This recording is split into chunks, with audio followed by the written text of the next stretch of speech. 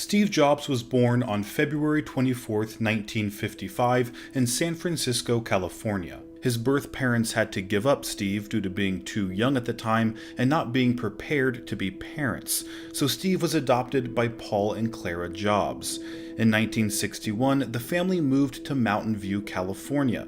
This area, just south of Palo Alto, was becoming the hub for electronics, such as radios, televisions, stereos, and computers. At that time, people started to refer to the area as Silicon Valley. Paul Jobs was a machinist and fixed cars as a hobby. Jobs remembers his father as being very skilled at working with his hands. Paul built a workbench in his garage for his son to pass along his love of mechanics. Steve often found it difficult in making friends his own age and struggled to function in a traditional classroom. He resisted authority figures, frequently misbehaved, and was even suspended a few times. Jobs later said himself he was pretty bored in school and had turned into a little terror. He regularly played pranks on others at Montaloma Elementary School in Mountain View, although Jobs credited his fourth grade teacher with turning him around. He said, "It took her about a month to get hip to my situation. She bribed me into learning. She would say, 'I really want you to finish this workbook. I'll give you $5 if you finish it.' That kindled a passion in me for learning. I learned more that year than I think I learned in any other year in school. They wanted me to skip the next 2 years in grade school and go straight to junior high to learn a foreign language, but my parents very wisely wouldn't let it happen."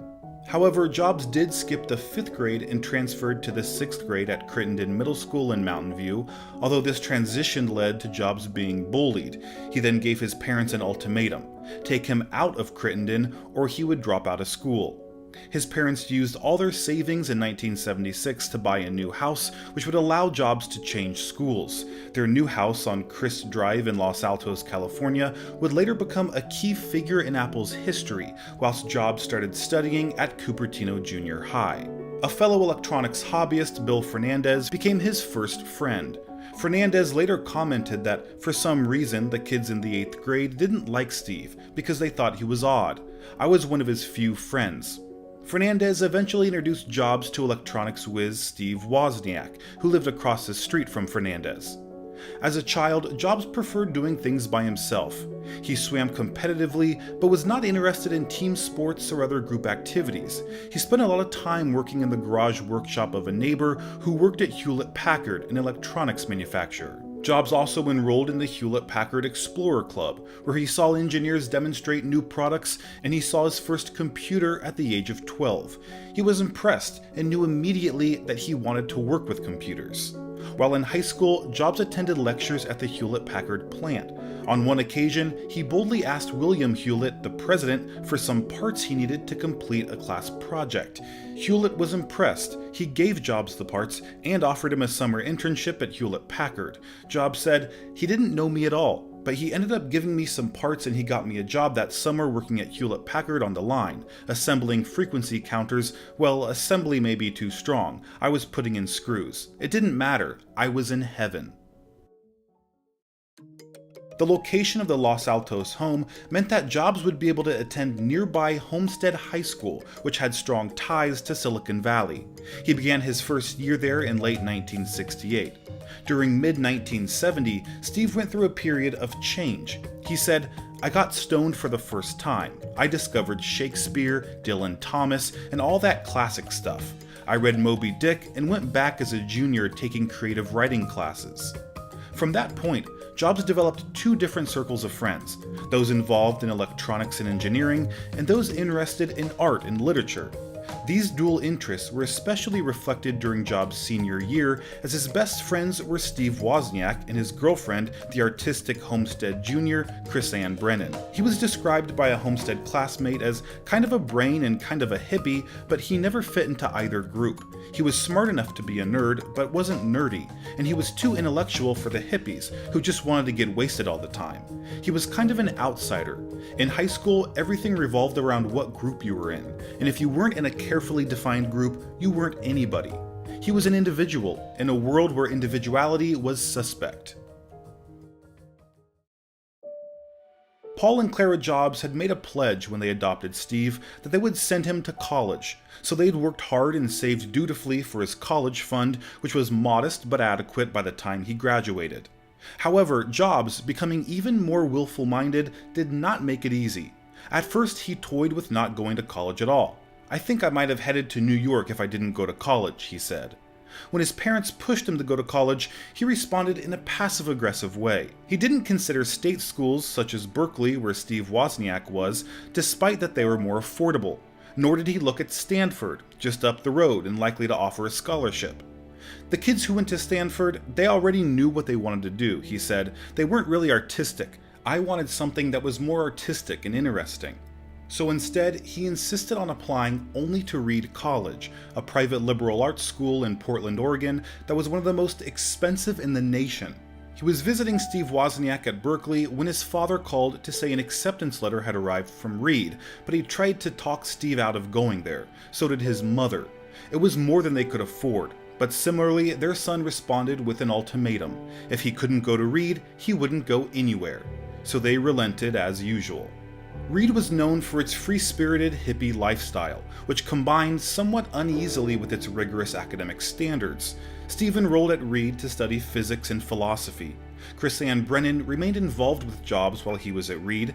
However, Steve soon decided to drop out of Reed College. He liked being there, however he didn't enjoy having to attend the required classes, although Jobs continued to go to classes he enjoyed, like calligraphy. During that time, the relationship between Jobs and Brennan broke down.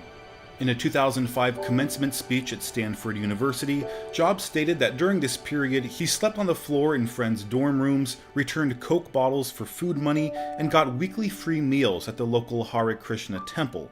In that same speech, Jobs said, "If I'd never dropped in on that single calligraphy course in college, the Mac would have never had multiple typefaces or proportionally spaced fonts." In 1972, Wozniak had designed a low-cost digital blue box to generate the necessary tones to manipulate the telephone network, allowing free long-distance calls. Jobs decided that they could make money selling it. The two stopped making the boxes after they were nearly caught by police. Despite giving up on the venture, they reportedly made about $6,000 selling the blue boxes. Jobs said that if not for the blue boxes, there would have been no Apple, and that it showed them they could take on large companies and beat them. In mid-1973, when Jobs was 18, he moved back to the San Francisco area and began renting his own apartment. Brennan and Jobs' relationship was complicated by this stage. Jobs hitchhiked and worked around the West Coast, and Brennan would occasionally join him. Brennan wrote this in her diary: "Little by little, Steve and I separated, but we were never able to fully let go. We never talked about breaking up or going our separate ways, and we didn't have that conversation where one person says it's over."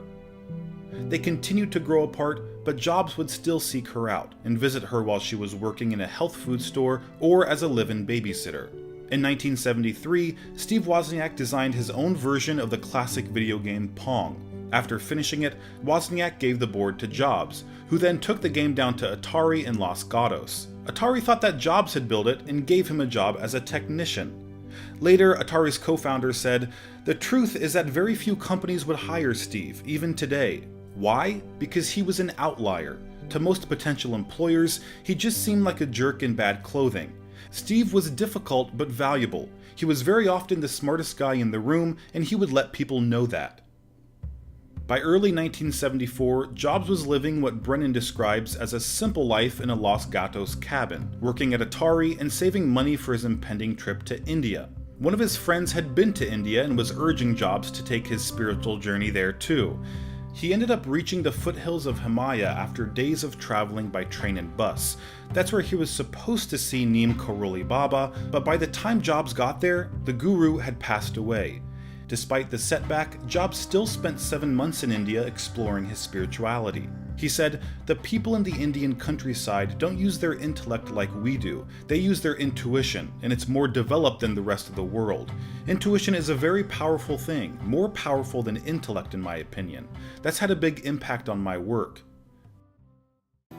After staying 7 months, Jobs left India and returned to the US. He'd changed his appearance. His head was shaved, and he wore traditional Indian clothing.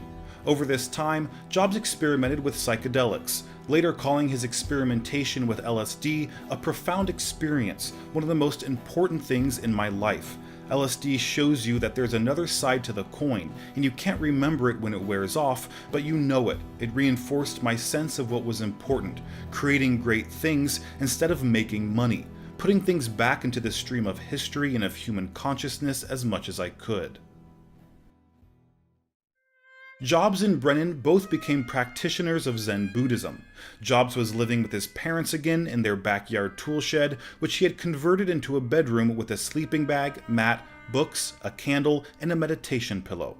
He considered taking up monastic residence in Japan and maintained a lifelong appreciation for Zen.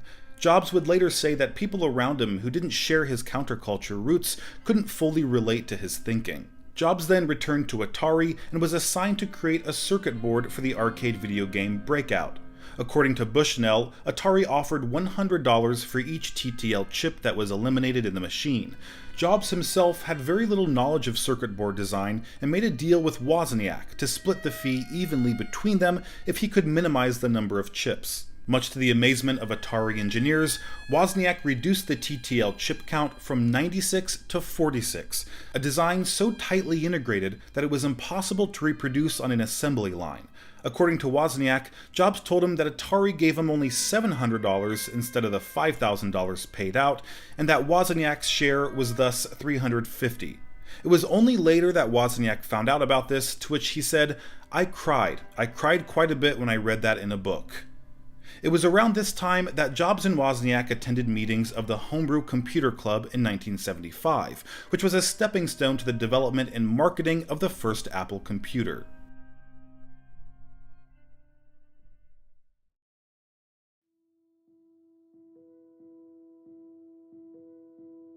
In 1976, Wozniak designed and developed the Apple I computer and showed it to Jobs, who suggested they sell it. Jobs, Wozniak, and Ronald Wayne founded Apple Computer in the garage of Jobs' Los Altos home on Crisp Drive.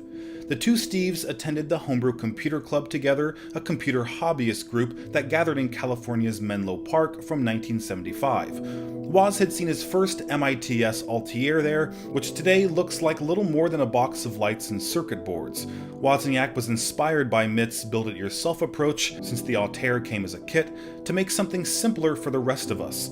Wozniak went on to produce the first computer with a typewriter-like keyboard and the ability to connect to a regular TV as a display. It was later christened the Apple I and was the archetype of every modern computer. But Wozniak wasn't trying to change the world with what he'd made. He just wanted to show off how much he'd managed to do with so little resources. The two decided on the name Apple after Jobs returned from the All-One farm commune in Oregon and told Wozniak about his time spent in the farm's apple orchard. Neighbors on Crisp Drive had described Jobs as an odd individual who would greet his clients with his underwear hanging out barefoot and hippie-like. Jobs approached a local computer store, the Byte Shop, with the Apple I, who said they'd be interested in the machine, but only if it came fully assembled. The owner, Paul Terrell, went further, saying he would order 50 of the machines and pay $500 each on delivery. Jobs then took the purchase order that he'd been given from the Byte Shop to Kramer Electronics, a national electronic parts distributor, and ordered the components he needed to assemble the Apple I computer. The local credit manager asked Jobs how he was going to pay for the parts. Jobs explained about his purchase order from the Byte Shop, which was cash on delivery. Jobs persuaded Kramer Electronics to give him the parts on credit and would pay him once he delivered the computers.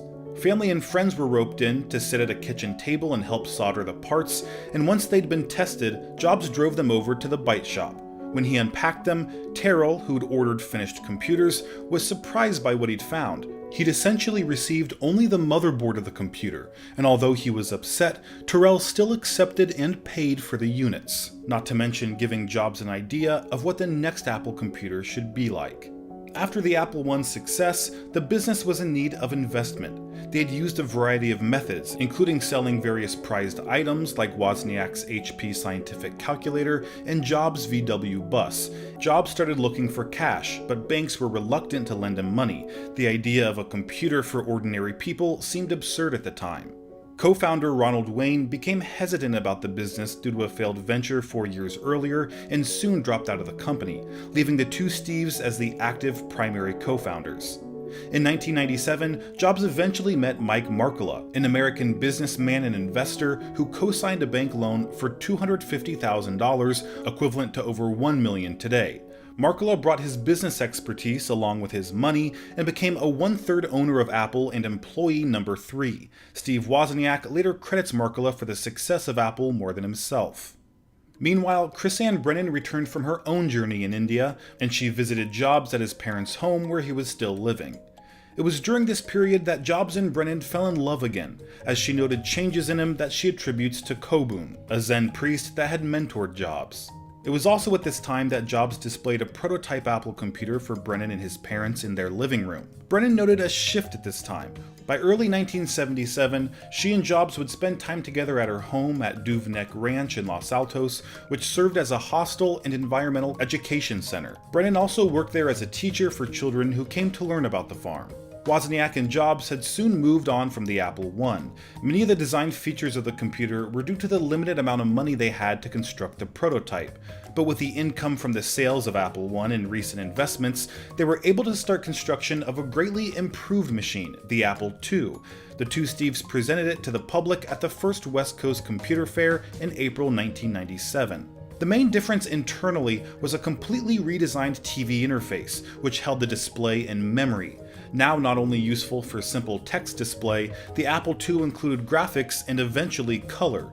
Meanwhile, Jobs pressed for a much improved case and keyboard with the idea that the machine should be complete and ready to run out of the box. Jobs usually went to work wearing a black long-sleeve mock turtleneck, blue Levi jeans, and New Balance 991 sneakers. He said his choice was inspired by that of Stuart Gemin, a noted applied mathematics professor at Brown University. Jobs liked the idea of having a uniform for its daily convenience and maintaining a signature style. As Jobs became more successful with his new company, his relationship with Brennan grew more complex. In 1997, the success of Apple was now part of their relationship, while Brennan and Jobs moved into a house near the Apple office in Cupertino. Brennan eventually took a position in the shipping department at Apple. The relationship between Brennan and Jobs was deteriorating as his position with Apple grew, and she began to consider ending the relationship through small changes. In October 1997, Brennan was approached by Rod Holt, who was Apple's 5th employee and developed the unique power supply for the Apple II, who asked her to take a paid apprenticeship designing blueprints for the Apples. Both Holt and Jobs felt that it would be a good position for her, given her artistic abilities. Holt was particularly eager that she take the position and puzzled over her ambivalence toward it.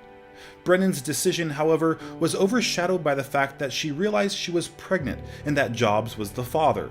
It took her a few days to tell Jobs, whose face, according to Brennan, turned ugly at the news. At the same time, according to Brennan, at the beginning of her 3rd trimester, Jobs never wanted to ask her to get an abortion. But he also refused to discuss the pregnancy with her. Brennan herself was confused about what to do. She didn't feel comfortable with the idea of having an abortion, and she chose to discuss the matter with Kobun, who encouraged her to keep the baby and pledged his support. Meanwhile, Holt was waiting for her decision on the internship. Brennan stated that Jobs continued to encourage her to take the job by saying, "Be pregnant and work at Apple. You can take the job. I don't get what the problem is." Brennan, however, notes that she felt so ashamed at the thought of having a growing belly in a professional work environment with the child being Jobs. Brennan turned down the internship and decided to leave Apple altogether. She stated that Jobs told her, "If you give up this baby for adoption, you'll be sorry, and I'm never going to help you." She would sometimes ask Jobs for money, but he always refused. Brennan hid her pregnancy for as long as she could, living in a variety of homes and continuing her work with Zen meditation. At the same time, according to Brennan, Jobs started to spread rumors that she'd slept around and couldn't conceive a child as he was infertile. A few weeks before she was due to give birth, Brennan was invited to deliver her baby at the All One farm, and she accepted the offer. When Jobs was 23 years old, the same age as his biological parents when they had him, Brennan gave birth to her baby, Lisa Brennan, on May 17, 1978. Jobs went there for the birth after he was contacted by Robert Friedland, their mutual friend and the farm owner. While distant, Jobs worked with her on a name for the baby, which they discussed while sitting in the fields on a blanket. Brennan suggested the name Lisa, which Jobs also liked, and notes that Jobs was very attached to the name Lisa while he was also publicly denying paternity. She would discover later that during this time, Jobs was preparing to unveil a new kind of computer that he wanted to give a female name. She also stated that she never gave him permission to use the baby's name for a computer and that he hid the plans from her. Jobs also worked with his team to come up with the phrase local integrated software architecture as an alternative explanation for the Apple Lisa. Decades later, however, Jobs admitted to his biographer Walter Isaacson that, obviously, it was named after my daughter. When Jobs denied paternity, a DNA test established him as Lisa's father. It required him to give Brennan $385 a month in addition to returning the welfare money she had received. Jobs gave her $500 a month at the time when Apple went public, as Jobs became a millionaire. On December 12, 1980, Apple launched the initial public offering of its stock to the investing public. It generated more capital than any IPO since Ford Motor Company in 1956 and instantly created more millionaires, about 300, than any company in history. Several venture capitalists cashed out, reaping billions in long-term capital gains. Jobs was worth over $1 million in 1978 when he was just 23 years old. This grew to over $250 million by the time he was 25. He was also one of the youngest people to ever make the Forbes list of the nation's richest people, and one of the only handful to have done it themselves, without inherited wealth. While the Apple II was already established as a successful business-ready platform because of VisiCalc, Apple was not content. The Apple III was designed to take on the business environment, released on May 19, 1980. The Apple III was a relatively conservative design for computers of the era. However, Steve Jobs didn't want it to have a fan. Instead, he wanted the heat generated by the electronics to be dissipated through the chassis of the machine, foregoing the cooling fan. However, the physical design of the case was not sufficient to cool the components inside it. By removing the fan from the design, the Apple III was prone to overheating. This caused the integrated circuit chips to disconnect from the motherboard. Customers who contacted Apple customer service were told to raise the computer 6 inches in the air and then let go, which would cause the ICs to fall back into place. Thousands of Apple III computers were recalled. A new model was introduced in 1983 to try and rectify the problems, but the damage was already done.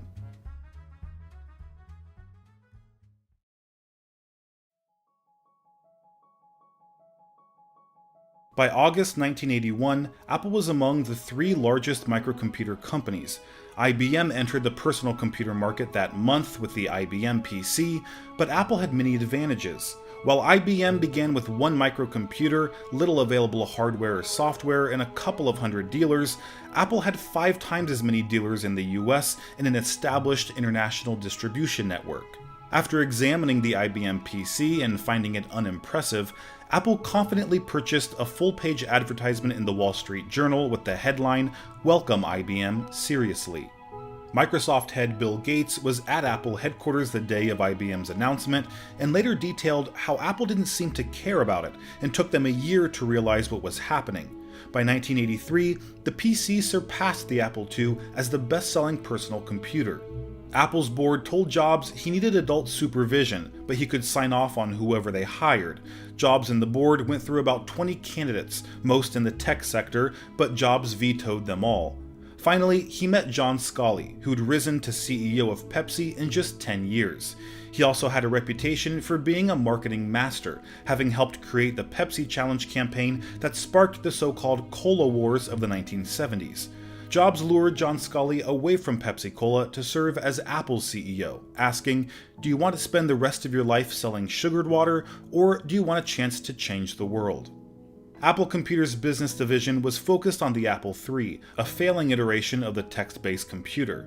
Simultaneously, the Lisa Group worked on a new machine that would feature a completely different interface and introduce the words mouse, icon, and desktop into the vocabulary of the computing public.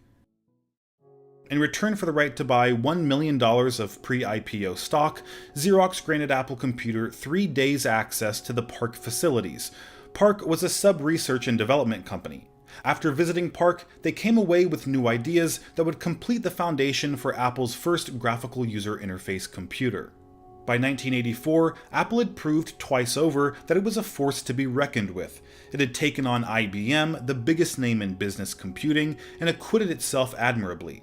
The Apple I and II were resounding successes, but while the Apple III and Lisa had been remarkable failures, Apple needed another hit, both to guarantee its future and to target the lower end of the market, which to date it had regularly ignored. That hit was the Macintosh, the machine that largely guaranteed the company's future.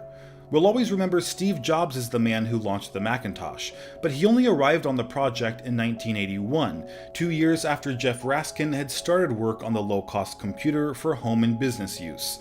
Jobs quickly stamped his mark on it, and Raskin left in 1982 before the product shipped. We have to give Raskin credit for the original idea and its name. His favorite type of Apple was the Macintosh, but otherwise the machine that eventually launched was a fair way away from the one he'd originally envisioned. Raskin's early prototypes had text-based displays and used function keys in place of the mouse for executing common tasks. Raskin later endorsed the mouse, but with more than the single button that shipped with the Macintosh. It was Jobs and Bud Tribble, the latter of whom is still at Apple, that really pushed the team to implement the graphical user interface for which it became famous. They saw the potential of the GUI's desktop metaphorical-based design, and they'd already laid much of the groundwork for Apple's own take on the system as part of the Lisa project. Tribble tasked the Macintosh team with doing the same for their own machine, which, in hindsight, may have been the most important directive ever issued by anyone inside Apple. If the Macintosh team had continued down the text and keyboard path, it's unlikely their product would have sold as well as it did, and Apple, as we know it, might not have existed at all. In early 1984, at Apple's annual shareholders meeting, an emotional Jobs introduced the Macintosh to a wildly enthusiastic audience. Nobody would ever deny that the original Macintosh was a work of genius. It was small, relatively inexpensive, and friendly. It brought the GUI to a mass audience and gave us all the tools we could ever need for producing graphics-rich work that would have cost many times as much on any other platform. Yet, right from the start, it was in danger of disappointing us. You see, Apple had built it up to be something quite astounding. It was going to change the computing world, we were told, as the launch day approached. The hype continued to grow. It was a gamble, a big one, that any other company would likely have shied away from. But then, no other company was ran by Steve Jobs. Jobs understood what made the Macintosh special, and he knew that, aside from the keynote address in which he would reveal it, the show-stopping machine needed a show-stopping ad. He put in a call to Apple's agency and tasked them with filling 60 seconds during the third quarter break of Super Bowl XVIII. The premise was simple enough, but the message was a gamble, pitting Apple directly against its biggest competitor, IBM. They dominated the workplace of the early 1980s, and the saying that nobody ever got fired for buying IBM was a powerful expression working in its favor. People trusted the brand, staking their careers on the simple choice of IBM or one of the others. As a result, the others often missed out, and if Apple wasn't going to languish among them, it had to change that perception. So the ad portrayed Apple as humanity's only hope for the future. It dressed Anya Major, an athlete, with a picture of the Mac on her vest. She was bright, fresh, and youthful, in a stark contrast to the cold, blue, shaven-headed drones around her. They were brainwashed by Big Brother, who lectured them through an enormous screen, but Major hurled a hammer through the screen to destroy the evil talking head. Even without the tagline, the inference would have been clear, but Jobs and CEO John Sculley agreed to add the memorable line, "On January 24th, Apple Computer will introduce Macintosh, and you'll see why 1984 won't be like 1984. 2 days after the 1984 ad aired, the Macintosh went on sale. It came bundled with 2 applications designed to show off its interface, Mac Write and Mac Paint. Although the Mac garnered an immediate enthusiastic following, it was too radical for some, who labeled it as a mere toy. Because the machine was entirely designed around the graphical user interface, existing text mode and command-driven applications had to be redesigned, and the programming code rewritten. This was a challenging undertaking that many software developers shied away from, and resulted in an initial lack of software for the new system.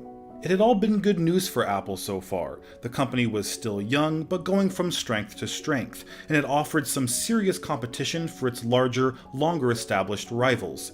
Scully and Jobs' management styles were wildly different though, and it's perhaps inevitable that this led to some conflicts between the two men.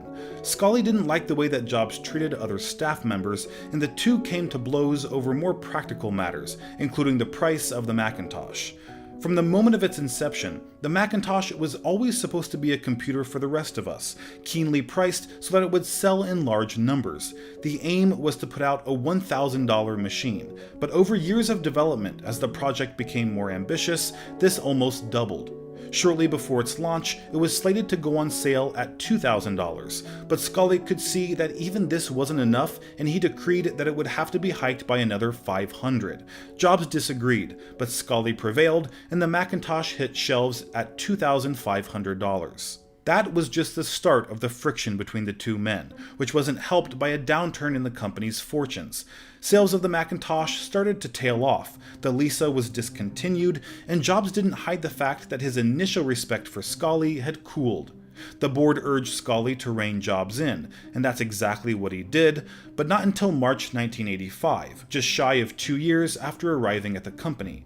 Scully visited Jobs in his office and told him that he was taking away his responsibility for running the Macintosh team. Talking to the BBC in 2012, Scully said, "What went on inside the company at the time, when the Macintosh office was introduced in 1985 and failed, Steve went into a very deep funk. He was depressed, and he and I had a major disagreement on where he wanted to cut the price of the Macintosh, and I wanted to focus on the Apple II because we were a public company.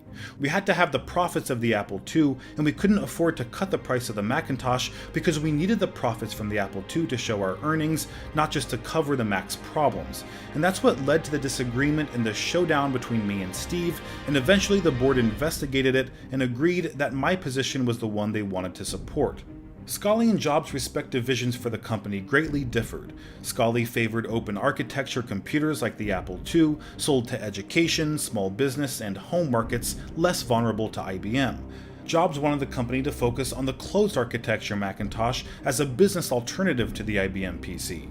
Scully had little control over chairman of the board Jobs' Macintosh division. It and the Apple II division operated like separate companies, duplicating services.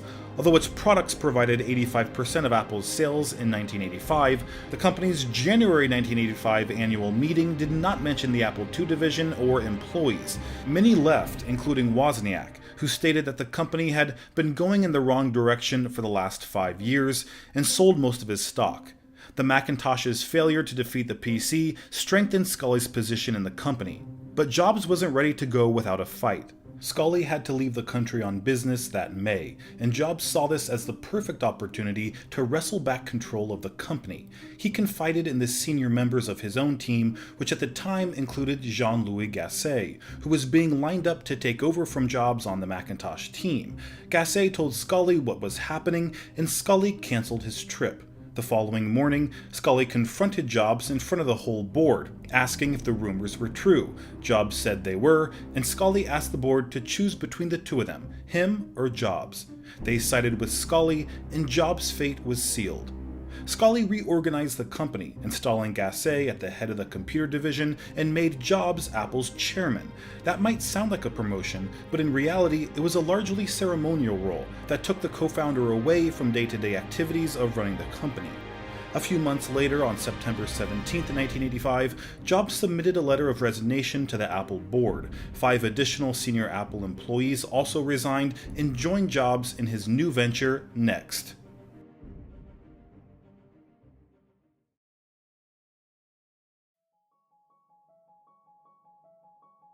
Jobs later explained that the industry went into a recession and Scully didn't know what to do.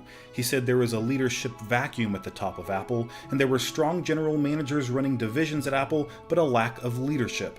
Jobs described John Scully as having an incredible survival instinct, so that when the going got tough, he blamed all Apple's problems on Jobs, mentioning that you don't become one of the top CEOs in corporate America without learning how to survive.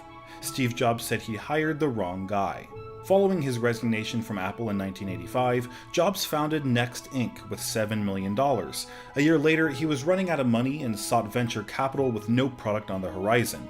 Eventually, Jobs attracted the attention of billionaire Ross Perot, who invested heavily in the company. The Next computer was shown to the world in what was considered Jobs' comeback event, a lavish, invitation-only gala launch that was described as a multimedia extravaganza. In 1986, Jobs funded the spin-out of the Graphics Group, later renamed Pixar, from Lucasfilm's computer graphics division for the price of $10 million, $5 million of which was given to the company as capital and $5 million was paid to Lucasfilm for the technology rights. Jobs did what the best managers often do. He got out of the way. It was said that Jobs saw the potential of what Pixar could be done before the rest of us, and had only one request of the animated films: make it great. Some believe that without Steve Jobs, Pixar would not have survived long enough to make Toy Story or any of the films that followed, and when others urged Pixar to pick up the pace and churn out more CGI films per year, Jobs let Lasseter and company maintain a relative snail's pace, at least for a film company, ensuring a slow but steady stream of high-quality, award-winning movies. The first film produced by Pixar with its Disney partnership, Toy Story, with Jobs credited as executive producer, brought fame and critical acclaim to the studio when it was released. Jobs took Pixar public in 1996, and by the end of the first day of trading, his 80% share of the company was worth $1 billion. After nearly 10 years of struggling, Jobs had finally hit it big, but the best was yet to come. Chrisanne Brennan notes that after Jobs was forced out of Apple, he apologized many times over for his behavior towards her and Lisa. She also states that Jobs said that he never took responsibility when he should have and that he was sorry. By this time, Jobs had developed a strong relationship with Lisa, and when she was 9, Jobs changed the name on her birth certificate from Lisa Brennan to Lisa Brennan Jobs. In addition, Jobs and Brennan developed a working partnership to co-parent Lisa, a change Brennan credits to the influence of his newly found biological sister, Mona Simpson, who worked to repair the relationship between Lisa and Jobs. Jobs found Mona after first finding his birth mother, Joanne Scheibel Simpson, shortly after he left Apple. But Jobs didn't contact his birth family during his adoptive mother Clara's lifetime. He would later tell his official biographer, "I never wanted Paul and Clara to feel like I didn't consider them my parents, because they were totally my parents. I loved them so much, and I never wanted them to know of my search, and I even had reporters keep it quiet when any of them found out." However, in 1986, when he was 31, Clara was diagnosed with lung cancer. He began to spend a great deal of time with her and learned more details about her background and his adoption, information that motivated him to find his biological mother. Jobs found on his birth certificate the name of the San Francisco doctor whom Scheibel had turned to when she was pregnant. Jobs only contacted Scheibel after Clara died and after he received permission from his father, Paul. Jobs stated that he was motivated to find his birth mother out of both curiosity and a need to see if she was okay and to thank her, because he was glad he didn't end up as an abortion. She was 23 and she went through a lot to have him. Scheibel was emotional during their first meeting, though she wasn't familiar with the history of Apple or Jobs' role in it, and told him that she'd been pressured into signing the adoption papers. She said that she regretted giving him up and repeatedly apologized to him for it. Jobs and Scheibel would develop a friendly relationship throughout the rest of his life and would spend Christmases together. During this first visit, Scheibel told Jobs that he had a sister, Mona, who was not aware that she had a brother. Scheibel then arranged for them to meet in New York, where Mona worked.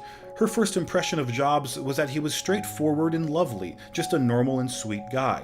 Simpson and Jobs then went for a long walk to get to know each other. Jobs later told his biographer that Mona was not completely thrilled at first to have me in her life and have her mother so emotionally affectionate toward me, but as we got to know each other, we became really good friends, and she is my family. I don't know what I'd do without her. I can't imagine a better sister. In 1989, Jobs met his future wife, Lorraine Powell, when he gave a lecture at the Stanford Graduate School of Business, where she was a student. Soon after the event, he stated that Lorraine was right there in the front row in the lecture hall, and I couldn't take my eyes off her. I kept losing my train of thought and started feeling a little giddy. After the lecture, Jobs met up with her in the parking lot and invited her out to dinner. From that point forward, they were together, with a few minor exceptions, for the rest of his life.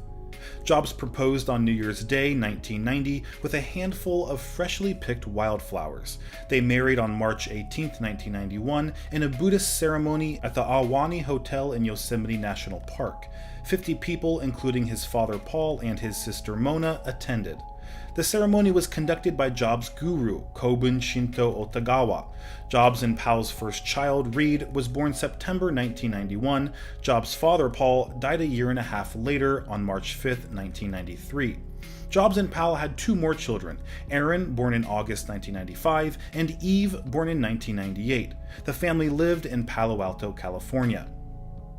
Next workstations were first released in 1999 and priced at $10,000. Like the Apple Lisa, the Next was technologically advanced and designed for the education sector, but was largely dismissed as cost-prohibitive for educational institutions. The Next workstation was known for its technical strengths. Chief among them was its object-oriented software development system. Jobs marketed Next products to the financial, scientific, and academic community, highlighting its innovative experimental new technologies, such as the Mach kernel, the digital signal processor chip, and the built-in Ethernet port. Next Computer's top priority was the education market, which had been Apple's territory for quite some time. However, they did it with even more expensive hardware than Apple's. Outside of the LC line, Apple's systems were pricey in the early 1990s.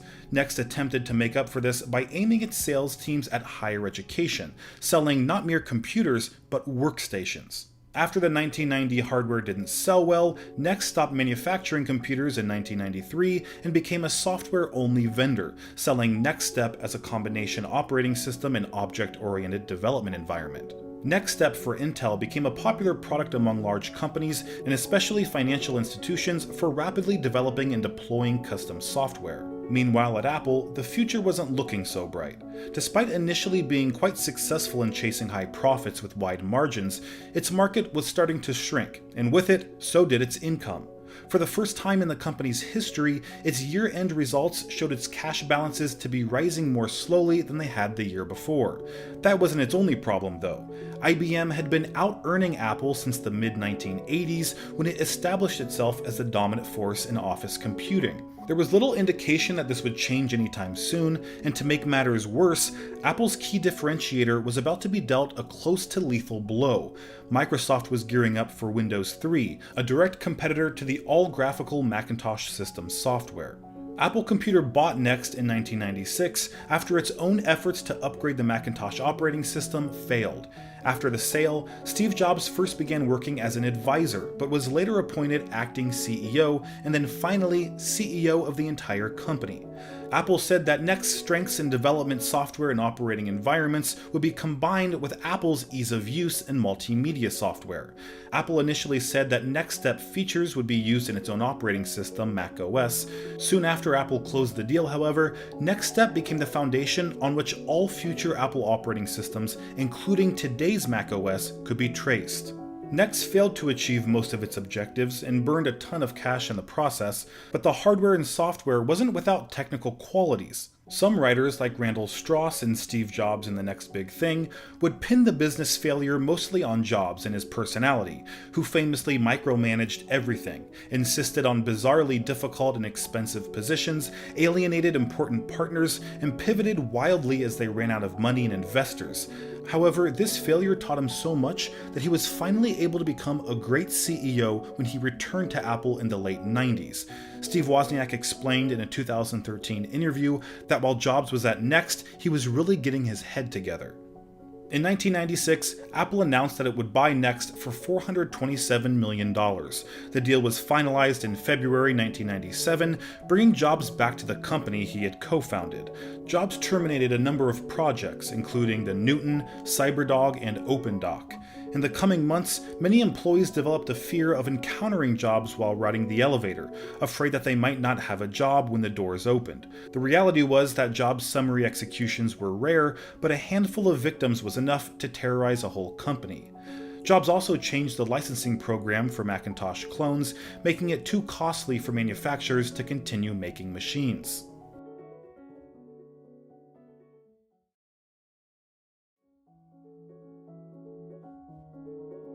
When Jobs returned, the company wasn't in very good condition.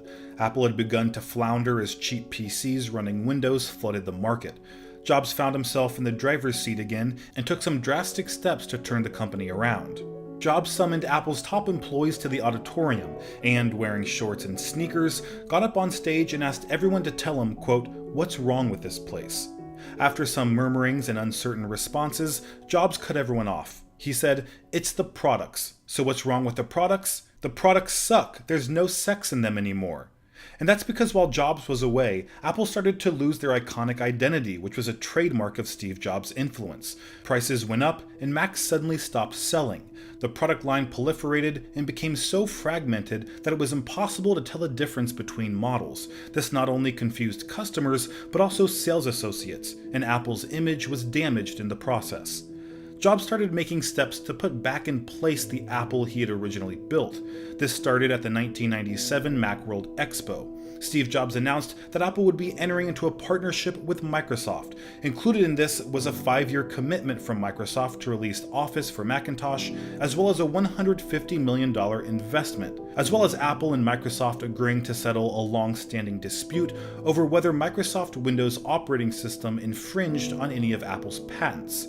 Jobs used the money to ramp up advertising and highlight the products Apple already offered, while choking off R&D money into non-producing areas. One of Jobs' first moves as new acting CEO was to develop the iMac, which bought Apple time to restructure. The original iMac integrated a CRT display and CPU into a streamlined, translucent plastic body. The line became a sales success, moving about 1 million units each year. It also helped reintroduce Apple to the media and public, and showcased the company's new emphasis on design and aesthetics. Through Jobs' guidance, the company increased sales significantly with the introduction of the iMac and other new products. Their appealing designs and powerful marketing worked well for Apple, and at the 2000 Macworld Expo, Jobs officially dropped the interim modifier from his title and became Apple's permanent CEO. In May 2001, after much speculation, Apple announced the opening of their own retail stores to be located throughout major US computer buying markets. The stores were designed for two primary purposes: to stem the tide of Apple's declining share of the computer market and to respond to poor marketing of Apple's products at third-party retail outlets. Another initial selling point was the original incarnation of the Genius Bar, which featured pictures of Albert Einstein and other famous geniuses who had been included in Apple's Think Different ads of the time. Jobs positioned the in-store geniuses as able to answer customers' questions, and if they couldn't, there was a landline to someone in Cupertino who could. More than 500 fans lined up at the Tyson's store starting before dawn that first day. Over the weekend, Tyson's in Glendale hosted more than 7,500 visitors and sold a combined $600,000 in products over the first 2 days. In the years following, the Apple Store has grown to more than 500 locations in over 20 countries. It surged in growth despite troubling times for the retail sector, especially in the consumer electronics space. While helping to drive Apple's own growth and playing a key role in the launches of iPod, iPhone, iPad, and more, the Apple Store also forever changed the look of computer and electronics retail. And that look has been widely imitated, from Microsoft launching a chain of lookalike stores to Sony attempting the same to actual knockoff Apple stores in China. However, in order to grow faster, Apple needed something other than the Mac. The company subsequently branched out, introducing and improving upon other digital devices. Portable MP3 players had been around since the mid-90s, but Apple found that everyone on the market offered a lackluster user experience. Steve Jobs had a strong term for gadgets like that: crap. Everyone at Apple agreed. Flash memory-based players of the era held only about 15 songs. Hard drive players held far more, but were relatively big, heavy, and they sported difficult-to-navigate user interfaces that did not scale well when scrolling through thousands of songs. However, most portable media players use the pokey USB 1.1 standard to transfer music from a host computer to the player, which made the user wait up to 5 minutes to transfer about 15 songs. So when moving thousands of songs, the transfer time could shoot up to several hours. Jobs decided that Apple should attempt to create its own MP3 player, one that played well with iTunes and could potentially attract more customers to the Mac platform. 2001 marked an uncertain time for the company. The recent tech stock crash loomed fresh in everyone's minds, and Apple was just barely breaking even financially. The company's main focus was on the Mac computer line, and it had few resources to spare for other projects. Due to this, the iPod had to be finished quickly so Apple wouldn't shut down the project. Product lead Tony Fadell also felt that competitors would beat Apple to the market with a similar device if Apple didn't work as fast as it could. After 6 months of hard work, the iPod began to come together. The concentrated and well-organized efforts of Apple's various iPod teams proved that they could finish the product in time, but one hiccup almost got in the way. The events of September 11, 2001 took place during the final stretch of the iPod's development. As the attacks unfolded, an Apple team carrying key iPod prototypes from Taiwan landed on US soil, just before the US government shut down air travel nationwide. The iPod prototypes made it in time. The first iPod shipped in November 2001, and to date, Apple has sold more than 304 million units across 4 different models. With the successful introduction of the iPod, the company entered the mobile device and music distribution industries, giving an enormous boost to Apple's revenue. In 2003, Apple launched the iTunes Music Store with 200,000 songs sold at 99 cents each, giving people a convenient way to buy digital music legally. It sold 1 million songs in its first week, and music expert Mark Mulligan described Jobs as single-handedly pulling the music industry into the digital age. Before Apple launched iTunes, Jobs had met with dozens of musicians in the hopes of corralling record labels into going along with the iTunes plan. One of the people Jobs pitched to was prominent trumpet player Wynton Marsalis. Marsalis said Jobs talked for 2 hours straight. He was a possessed man, he said. After a while, I started looking at him and not the computer because I was so fascinated with his passion. Pitching and selling was a key part of Jobs' repertoire. He was one of the world's best presenters. His keynote speeches captivated audiences and have become a staple to the Apple brand.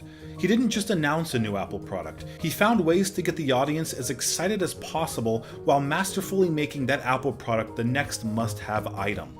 Jobs' passion shone through each and every presentation, which resonated with the audience. He was both admired and criticized for his skill at persuasion and salesmanship, which has been dubbed the reality distortion field, and was particularly evident during his keynote speeches, colloquially known as Steve Notes, at Macworld Expos and at Apple Worldwide Developer Conferences. However, in October 2003, Jobs was diagnosed with cancer. In mid-2004, he announced to his employees that he had a cancerous tumor in his pancreas. The prognosis for pancreatic cancer is usually very poor, but Jobs stated that he had a rare, much less aggressive type. Despite his diagnosis, Jobs resisted his doctor's recommendations for medical intervention for 9 months, instead relying on an alternative medicine to thwart the disease. According to Harvard researcher Ramsey Amri, his choice of alternative treatment led to an unnecessarily early death. Other doctors agree that Jobs' diet was insufficient to address his disease, with Kettering Cancer Center chief Barry Cassileth saying, Jobs' faith in alternative medicine likely cost him his life. He had the only kind of pancreatic cancer that's treatable and curable. He essentially committed suicide. According to Jobs' biographer Walter Isaacson, he refused to undergo surgery for his cancer because, quote, he didn't want his body being opened, a decision Jobs later regretted as his health declined. It was around this time in 2005, a year after he was first diagnosed with cancer, that Jobs made a candid speech to graduating students at Stanford University. This speech is known as one of the best Jobs has ever delivered. He talked about his love for what he did and the importance of staying hungry, staying foolish. He also reflects on the hardest moment of his life, leaving Apple in 1985. He explains that he didn't see it at the time, but it ended up being the best thing that could have happened to him. Back at Apple, Jobs began preparing for the June 6, 2005 Worldwide Developers Conference, where Apple would reveal their plan to begin producing Intel-based Mac computers in 2006. And when that day arrived, the new MacBook Pro and iMac became the first Apple computers to use Intel's Core 2 Duo processor. By August, Apple had made the transition to Intel chips for the entire Mac product line, 1 year earlier than expected.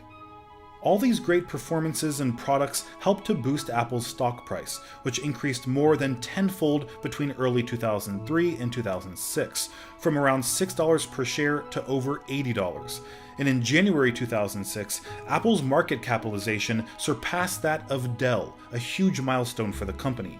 Because 9 years prior, Dell's CEO said that if he ran Apple, he would, quote, shut it down and give the money back to the shareholders. Jobs sent an email to all employees when Apple's market capitalization rose above Dell's. It read, "Team, it turned out that Michael Dell wasn't perfect at predicting the future. Based on today's stock market close, Apple is worth more than Dell. Stocks go up and down, and things may be different tomorrow, but I thought it was worth a moment of reflection today. Steve." Meanwhile, Pixar's contract with Disney was running out. Jobs and Disney chief executive Michael Eisner tried but failed to negotiate a new partnership. And in early 2004, Jobs announced that Pixar would seek a new partner to distribute its films after its contract with Disney expired. But in October 2005, Bob Iger replaced Eisner at Disney, and Iger quickly worked to mend relations with Jobs and Pixar. In 2006, the two announced that Disney had agreed to purchase Pixar in an all-stock transaction worth $7.4 billion.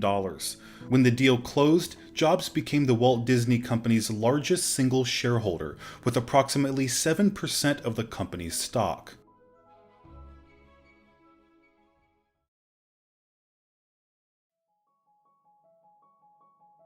In January 2007, Apple entered the smartphone business with the introduction of the iPhone. It included a touch display, all the features of an iPod, and an internet browser. It was a complete rebuke of the entire smartphone market, which had been fixated on adding more buttons, more features, and more styluses. But all those things came at the detriment of the user experience. That's why Steve Jobs used this graph while introducing the iPhone. The Moto Q, Nokia E62, and Palm Treo were more capable than the average cell phone, but those extra features added complexity. The iPhone set out to deliver the best of both worlds, the most feature-filled phone ever, while also being the easiest to use. And it all started by eliminating what Steve Jobs had loathed throughout his entire career: buttons. The iPhone had a huge multi-touch display with only one button. That way, the interface could change depending on which app was being used, an approach that had worked well on computers for decades. There was also pinch to zoom, physics-based effects like inertial scrolling and rubber banding, and multitasking that allowed users to seamlessly switch from music to phone calls to web browsing to email and back. The first generation iPhone may be considered primitive by today's standards with its 2-megapixel camera, small display, and thick frame, but the original iPhone single-handedly began the modern smartphone era, with nearly all of today's devices borrowing its design and functionality elements. On June 28, 2007, the iPhone finally went on sale after 5 months of anticipation, and the excitement resulted in lines forming outside Apple stores across the country 2 days before the product's release. The iPhone was nothing short of a success, with 250,000 units being sold on its first day. Smartphone makers went back to the drawing board to develop multi-touch devices that could compete, and Apple went back to work on their next model, the iPhone 3G. In January 2009, Jobs issued a memo informing Apple employees where he admitted, quote, that my health-related issues are more complex than I originally thought. And he took a 6-month medical leave of absence, leaving Tim Cook in charge of Apple's day-to-day operation, as he did in 2004. At this point, Jobs finally agreed to undergo a liver transplant, and by mere coincidence, Tim Cook happened to be an eligible donor since he shared Jobs' O negative blood type. But when Cook offered a portion of his liver, Jobs cut him off, yelling, "No, I'll never let you do that. I'll never do that." Instead, he was put on a waiting list in Tennessee, where he had the best chance of receiving a liver transplant as quickly as possible. And that's exactly what happened in April 2009. Post-surgery, Jobs' prognosis was described as excellent, and he returned to Apple 6 weeks later on a part-time basis. The first public appearance Jobs made after his surgery was at an Apple event in September 2009. When he walked on stage, Jobs was met with a standing ovation that lasted almost a minute long. It was during this event that he unveiled the iPad, a product that was actually conceived before the iPhone but was shelved due to the smartphone project taking priority. The idea of a tablet in particular appealed to Jobs, mainly because of its simplicity and portability. There was no keyboard or mouse needed, just a sheet of glass that displayed anything you wanted. In fact, Jobs called the iPad, quote, the most important thing I've ever done, probably due to its potential to replace traditional computers and usher in what's been called the post-PC era. Rumors of an Apple tablet circulated for many months before iPad was unveiled, and people speculated what its operating system might look like. After all, the Mac, iPod, and iPhone all featured their own operating systems optimized for the display and processing power of each product, so why would the iPad be any different? The logic made sense, but Jobs saw things differently. In his view, the iPad should run the same operating system as the iPhone, while featuring tablet versions of apps that took advantage of its larger display. So when the iPad was finally introduced on January 27, 2010, many people were disappointed, posting comments like, "It's a giant iPhone, not revolutionary at all. Just an oversized iPod Touch, this will not sell well, no need for this device. No chance of running OS X software, biggest disappointment if you ask me, and worthless for someone who owns an iPhone already. Here's your big iPod really, no USB, no printing, nothing." These feelings were commonly shared in the tech community, and it had a negative effect on Jobs. He said, "I got kinda depressed today, it knocks you back a bit."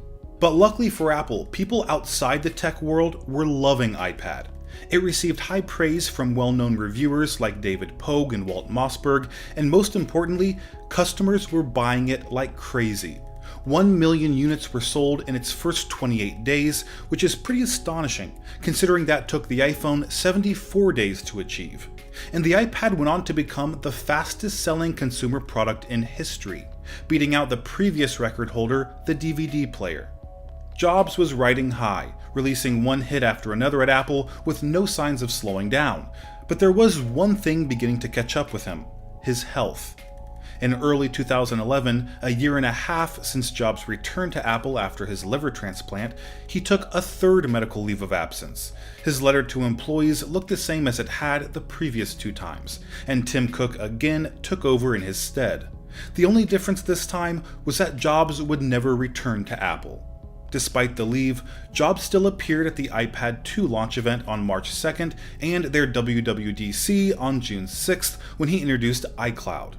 Ever since the early days of Apple, Jobs believed in creating a seamless and unified ecosystem for users, and that's why he refused to license a third-party operating system for the Mac or even license Apple's own Macintosh system software to third-party computer manufacturers, despite the fact that doing so would have made Apple more money and allowed their operating system to achieve a higher market share.